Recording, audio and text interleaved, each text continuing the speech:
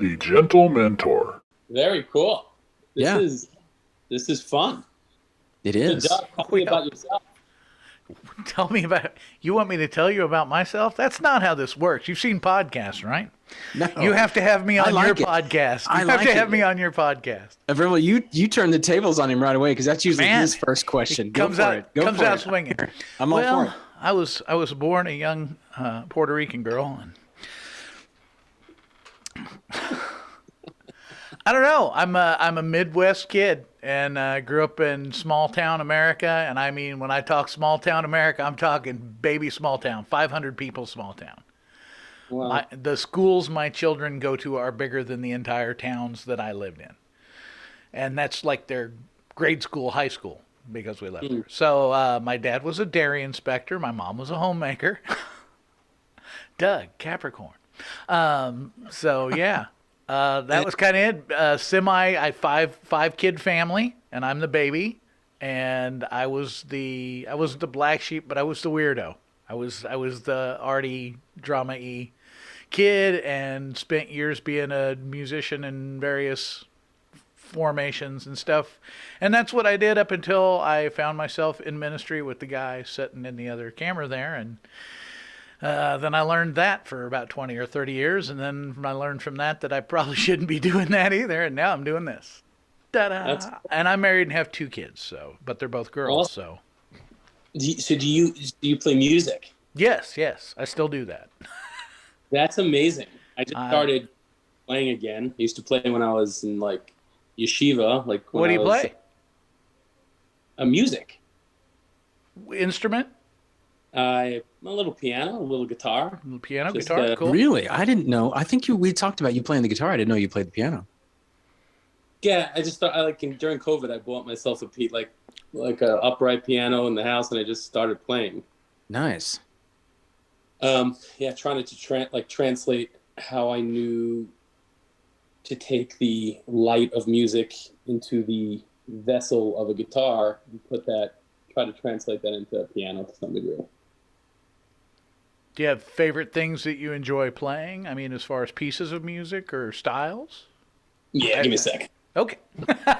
All right. This is getting better all the time. I think we just kicked the can off this lid off the can of worms, or the can off the lid of worms.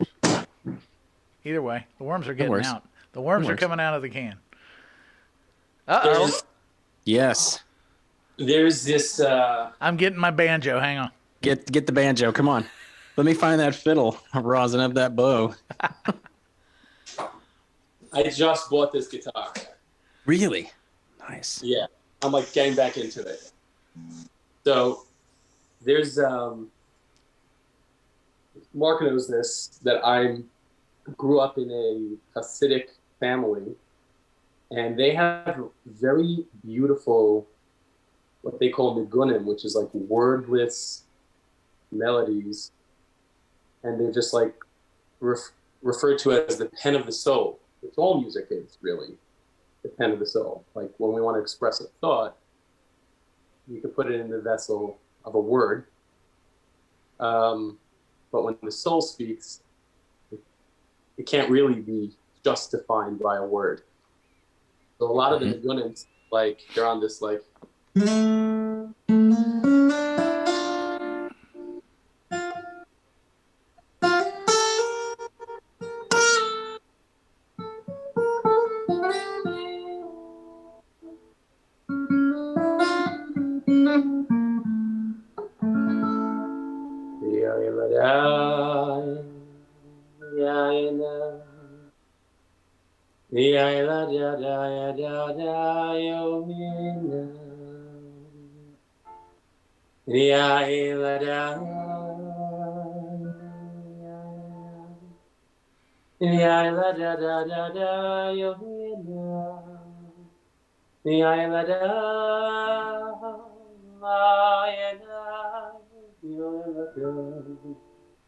very soulful.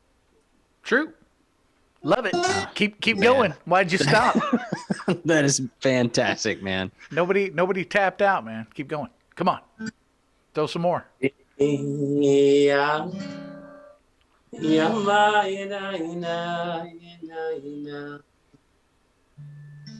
Yama ina ina ina ina. Niya ilada. Niya ilada. Ay ay la da da. Yama mo ina ina. Ay na na na. Da da. Yama mama da. Yama yo ina ina. Ya ya na na ya la da. Ya la da ya da ya da. Ya na ya na ya da. That song was composed. Do we clap or throw money? What's appropriate? I feel like I should do something after that. That was lovely. I'll break out the clarinet. We'll go klezmer on 'em. What do you say?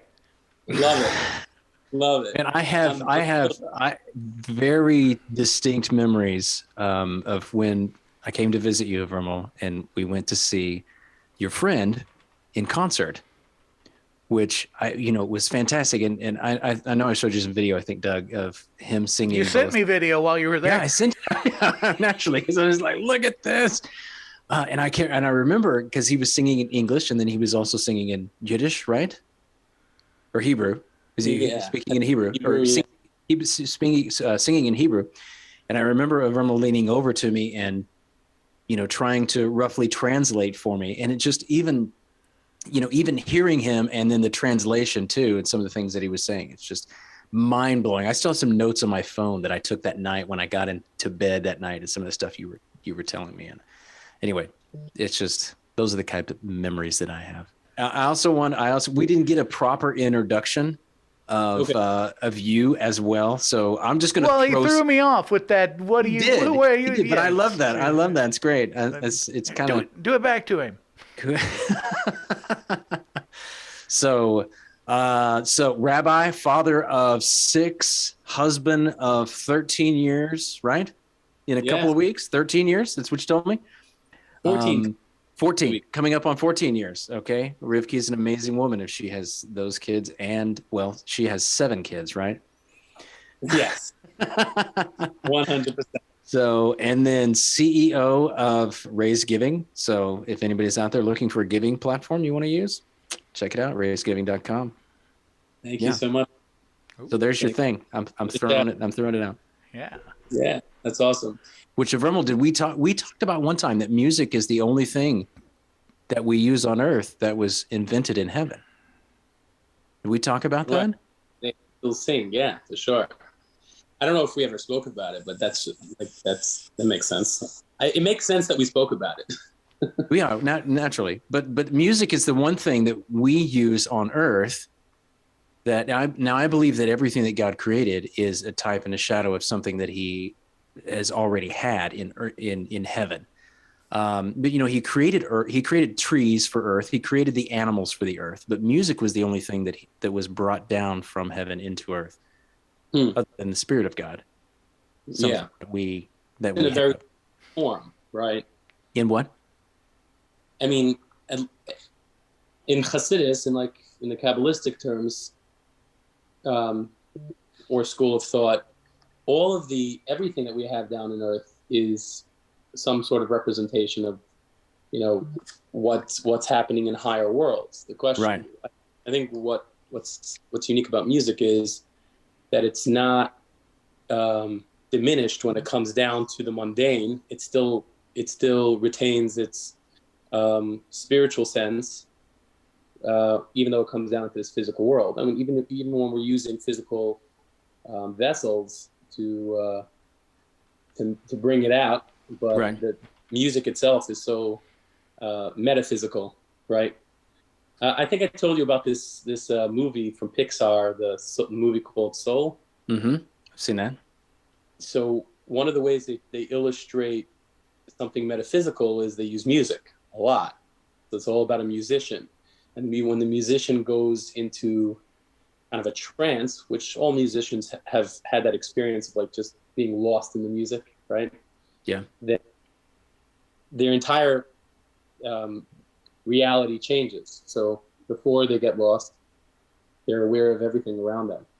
They're conscious of other creations and, you know, mundane life. And then you get lost in the music. You're not aware of who's opening the door at that moment, right? You're in a different reality. So yeah, it's super, super powerful, and a way for us to connect and humble us. And, Well, and even if you try to extract the spiritual aspect of music, it has so much more value to us, because we learn our ABCs with music. I learned all 66 books of the Bible in a song. I know scriptures because of songs that I learned when I was a kid. So, I mean, you know, all the nursery rhymes and things like that we put. Schoolhouse Rock. Don't forget Schoolhouse Rock. Schoolhouse Rock. Yeah, we learned what the conjunctions were. Yeah. Right. Well, music's also super impressionable, right? Right. And I think it has to do with that, right? Like, we could get into actually parenting here as well. Like, the most important. Nice segue. Let's see you do this one. I want to see you pull this one off. Let's go. Well, the most impressionable things, the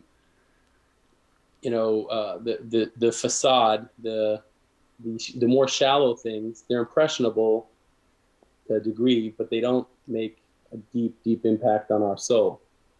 They actually don't allow our soul to express itself. But whereas with music, you have that ability to express your complete uniqueness, that, you know, every soul is that nuanced differently, completely unique, and it's super impressionable. Like, a soul can connect to that music. I was going into parenting, but I said I didn't make that full right. He stopped at top of the ramp. He pulled back. He was about to. Yeah, it's all right. You make a great point. It's amazing to me as a musician the way that emotion and, I guess, kind of soul can be captured within music, kind of as a conduit vehicle sort of thing. I can feel something so raw and real, write it and put it in a song, and someone else can hear that song and in some level vicariously experience that same thing, or their version of that thing. Right. When I was young, I was thinking about this today in the morning, because here's the segue to parenting. I was thinking about this early in the morning, knowing I was going to be on this podcast. When I grew up, my parents did not let me listen to non-Jewish music, only Jewish music. And it was very frustrating for me, especially as I started picking up the guitar. All I wanted to play was Jimmy Page and Jimi Hendrix, and that stuff was just, like, so exciting and so different and unique, and it definitely wasn't anything like that in Jewish music. And only later on did I start realizing that I mean, there's nothing wrong with Jimmy Page and Jimi Hendrix, but more so that music is so impressionable, and our entire job as a parent, God vested us with this amazing responsibility to guide this child and partnering with God, and what they filled their space with, their mind, their being, their existence with. You know, you're there to help them understand what's good and what's not good. So it's not only that, there was like another level to that I realized today, because my daughter was like, you know, why can't I just have this? Like, I'm not gonna all of a sudden change my whole life. And going through this parenting course and learning a lot of, you know, the ideas of parenting, and not just parenting, but being a human, is that our thoughts, our conscious thoughts, is really what, and even our unconscious, like subconscious, is what is the source of our feelings, right? The source of how we behave, the source of everything.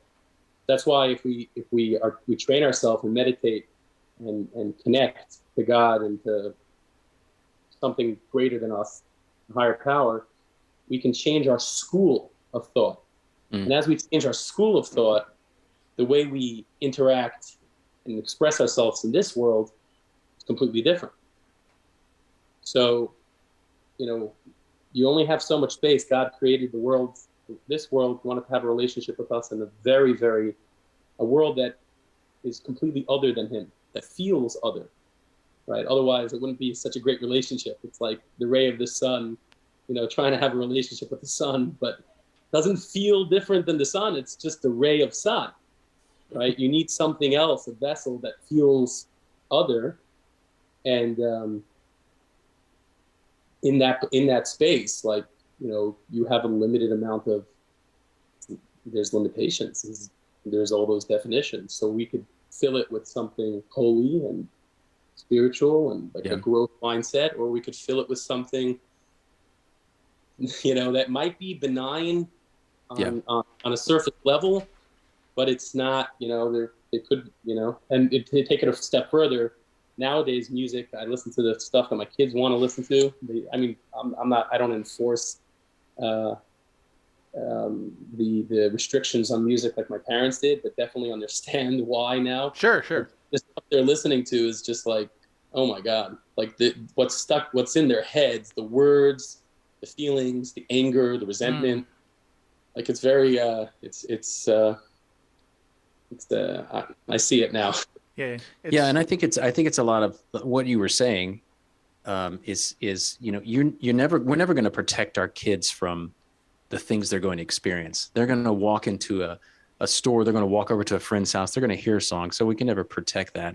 I was kind of that way as a first few years as a parent. I was the same way about, no, you're not going to listen to that. You're not going to listen to that. And so, and I understand I'm the same way, but it's not about, you know, it's about showing them how to deal with those emotions when they come, because they're going to come. One of the best advice, I talk about some of the best parenting advice I've ever had was, I don't know, this may have been a Joe McGee thing, Doug, that we talked about. Every child is an empty glass. When they get up every day, they're an empty glass. And we're going to take that glass somewhere and get it full. It might as well come from you, rather than somebody else. It might as well come from their father or their mother.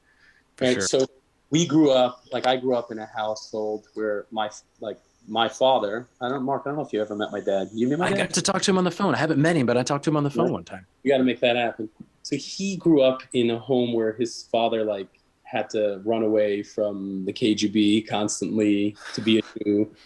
He came to America when he was 18 years old. So his father still looks over his shoulder till today. You know, totally different. Wow.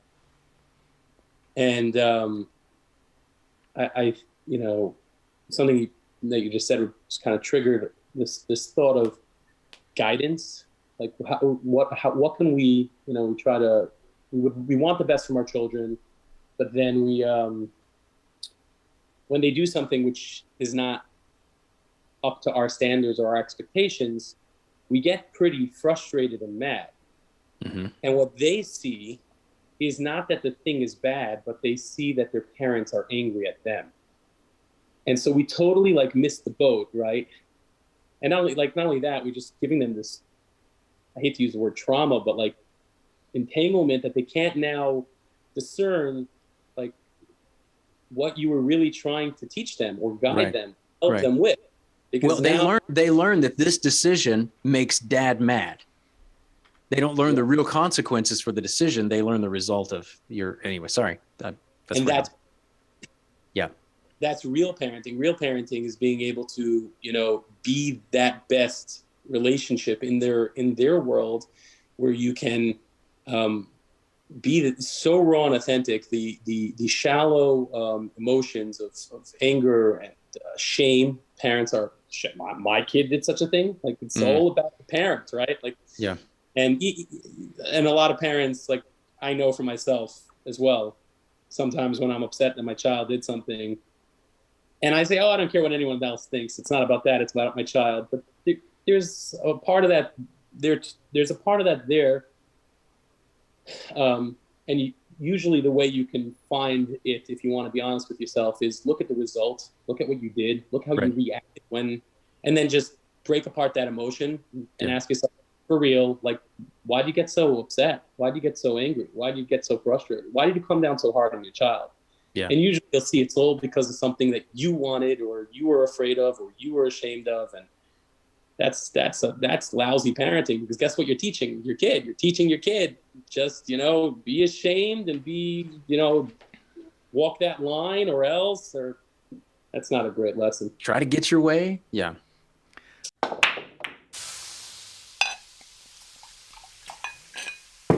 The Gentlementor.